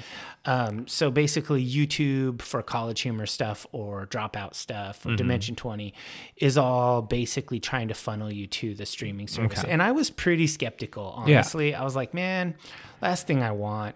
But I was listening to this other podcast, which I've talked about on the show before, called Worlds Beyond Number. And it has Brennan, the DM for Dimension 20. He's the DM in that podcast as well. And it has some of their regular cast members, Lou Wilson, who's a writer for Jimmy Kimmel, and Abria Iyengar and Erika Ishii. And they're just amazingly funny and witty and cool. And they're all Dropout writers and stuff too. And so they were like just saying, oh yeah, blah, blah, blah, we're doing this over there. And I was like, man, every other week for getting that podcast, Worlds Beyond Number, is not often enough. I like it that much. Yeah. I like it better than Critical Role, and that's crazy. Ooh, yeah. Okay. And so I was like, well, fuck it. How much? Okay, 20% off. I'm just going to do it. Like $48 for a year. Yeah. I'll just do it, and I'll just see if I find myself not using it, then it wasn't worth it. If I find myself using it, it was hella worth it. Okay. So now I come to you all saying, you don't actually need that Paramount Plus. You don't need Peacock. You don't need most of it. Most of it's trash. Dropout is better use of your money. Okay. You will find more joy, especially if you like live play shows. Yeah. If you just like really funny game shows or other witty, quirky, scripted and or unscripted comedy, it's also worth it. But if you like comedy and live play shows, it's absolutely just a slam dunk for value. Okay. So what do you got? What's your wild card? I'm also got a streaming thing. Oh, no. We're shills. Yeah, we are shills. You know, if we're shills for anyone, it's Audible, who should really be sponsoring us at this point. It's at some point, all I want is my one free credit a month. Just free. Just covered. That's it. Yeah. So my pick is Monarch Legacy of Monsters on Apple TV Plus or whatever their service is called. Monarch Legacy of Monsters is another Godzilla thing. I'm kind of repeating this theme this episode, but it's set in the legendary Monsterverse. It was created by Chris Black and developed by Black and Matt Fraction, who is a comic book writer, a really good comic book writer. And it's in the interstitial time period between Godzilla and Godzilla King of the Monsters. But crazily enough, the monsters aren't the big selling point of this series. Well, you get a monster sighting every episode. If I've learned anything about kaiju movies, is they're movies about people. Yes. And the human drama in this series is so compelling, like so much more compelling than I expected it to be, or than it even really needed to be. And I hate to give away too much of it because it's such a good hook, but essentially, this girl a young woman who's a teacher in San Francisco during G-Day, the big Godzilla attack from the 2014 movie, goes to Japan to investigate. Her father disappeared after the attack, and she knows that he owns an apartment in Japan, and so she goes there to see what's up. And her dad has a whole second family in Japan, and neither family knows about each other, and that is sort of the impetus for this whole series. And I hate to spoil that twist, because when you discover this thing, it's pretty devastating. But there's really no way to talk about the plot without getting into that there's this guy was leading two parallel lives, and then how does someone even have time or effort or energy for that? To have a family in two different continents, two different countries? Yeah. Oh, it's so crazy. He's just like a shitty dad times two. Well, an absent dad certainly times two. But he seems like a very intriguing guy, and definitely not a villain, although he was doing something bad by having two families. And the show, with duality being this theme, like the two families, the other duality is two timelines. With stuff happening in the 50s and then stuff happening in the present day, or in recent history to now. And the other big hook is Wyatt Russell and Kurt Russell playing the same character in two different time periods. Oh, nice. And they cut back and forth, and they do like these great transitions where they'll close up on one of their faces and fade into the other one. And they have such similar bone structure and look so similar that it's really like affecting when you see old Kurt Russell dissolve into young Wyatt Russell. And it's like, so like these kind of twin hooks, the double family and the double timeline, are much more interesting than when the monster shows up every episode. But you do get a monster every episode, so it also pays off. You get on Kong that. In there? Is that... No Kong yet. We've seen Godzilla. I think something they call the Iron Dragon and the Ice Vark or something like that. That was sort of like a ice spitting aardvark. That's dope. It was pretty cool. Like it was definitely like it'd be a cool D&D monster. Hell yeah. Yeah. And he burrows and he's attracted to heat, so it's a pretty scary monster. All right, that's going to show up in a D&D game. Yeah, but Monarch Legacy of Monster wasn't in the running for my series of the year, but is better than it needs to be, and that's pretty good. Huh. That's interesting that you are Vault of Darknessing a series that wasn't in your runners-up show of the year. Yeah. That's crazy. But you think it's definitely a value add, like I do. I think I was just really it's like X-Files, like if X-Files for kaiju, like. Okay, so here let's go a little meta on this. Okay, you can only have 3 paid streaming services. Amazon doesn't count because you are going to have Prime anyway. Right. What do you choose? What are your 3? I guess right now, for especially, you make it easy by not making me count Amazon. Well, I mean, you were going to have Amazon. Yeah, it's Netflix, Hulu, and Apple right now. Netflix, Hulu, and Apple. And Hulu's being soon absorbed into Disney. Yeah. And that's going to be expensive, though, right? Like $15 or something? I don't know. I already do the Disney bundle where Hulu and ESPN are included. But you don't watch ESPN. No, but my dad does. Oh, okay. Yeah, so he said that was his best Christmas gift was when we gave him the the code to log into ESPN. Nice. But yeah, it just ended up because the price of Hulu was going up, and so it just ended up being cheaper to bundle them. I think my three would have to be, because I really like Amazon. They have some great stuff.